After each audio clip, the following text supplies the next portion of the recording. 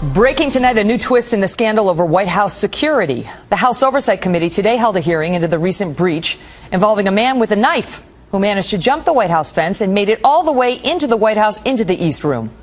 Turns out the Secret Service downplayed that event and may have even misrepresented how bad it was.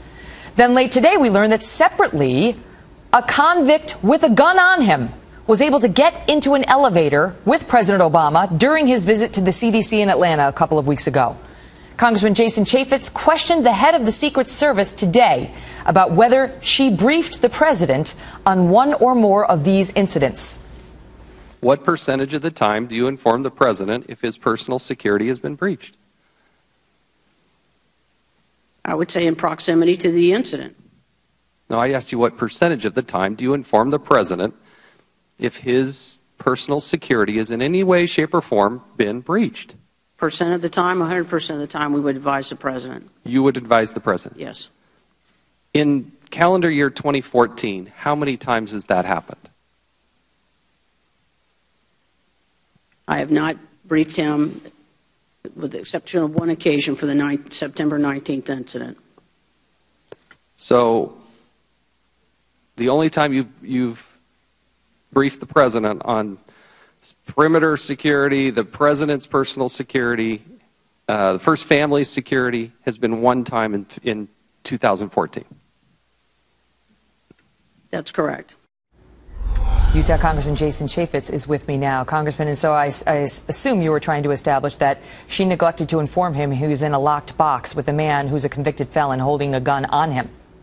I knew about that incident, but it wasn't yet out in the public. I wanted to see if she was going to be open, candid, and honest, and I don't think she was. And I think it's time that she be fired by the President of the United States or that she resign. She Really? either did not tell, she did not tell the President of the United States that a three-time convict with a gun was in an elevator with the President. Secret Service did not know that he had a gun, only found out after the fact.